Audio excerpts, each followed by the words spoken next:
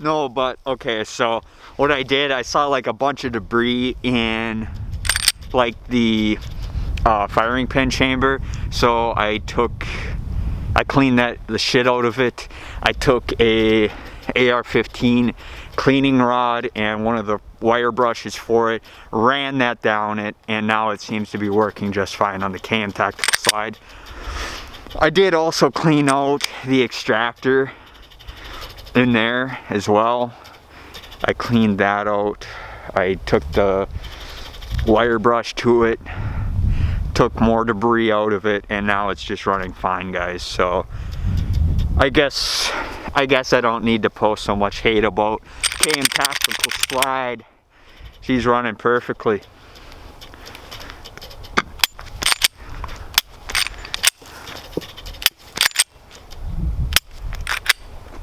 Cool. Thanks for watching, guys.